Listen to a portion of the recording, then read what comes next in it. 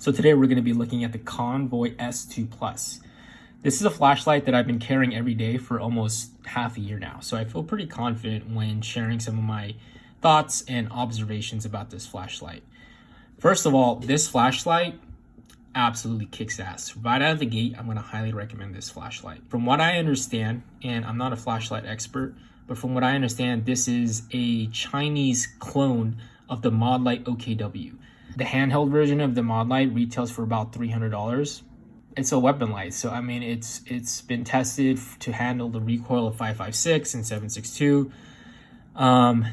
This is a Chinese copycat of that $300 flashlight, and I don't know if it's probably gonna withstand the recoil of 7.62, nor do I need it to.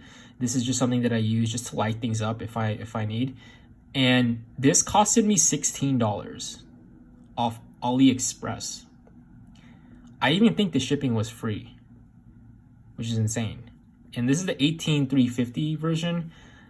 So you do need to get the battery separately, and obviously a charger. It did not come with this clip. I think I got that also from I got everything from AliExpress. I think it was like 20 bucks for everything, which is insane. And this clip is absolutely sucks. I mean, yeah, it barely works, but whatever. But yeah, this flashlight is incredible. I would say the beam pattern, I don't have the Modlite on me right now to do a direct comparison, but I would say it's about like 80 to 90%, almost as good as the Modlite.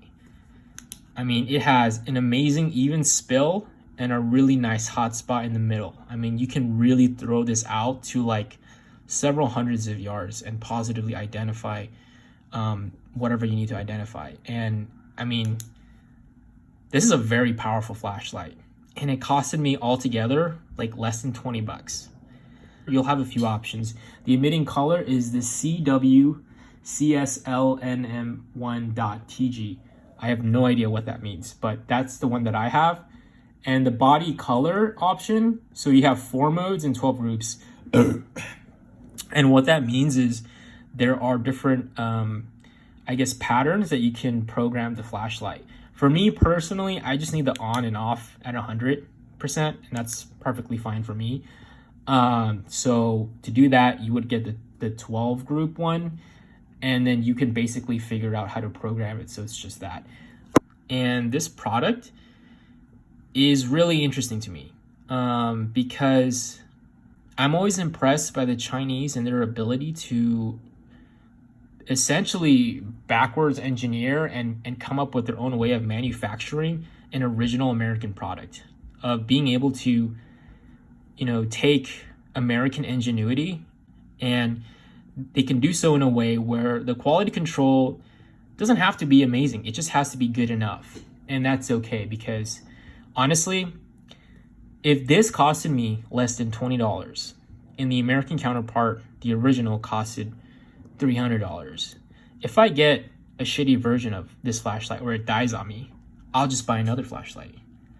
And that business model is pretty genius.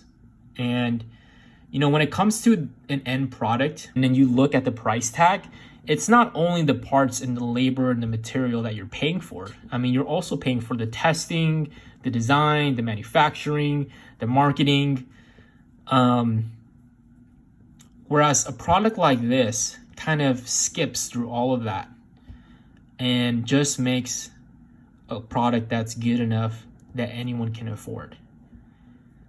And it kind of highlights the interesting tension and symbiotic relationship that we have politically and economically with China, which is a win. I mean, of course, you know, they're doing it with slave labor, so there's that. But, you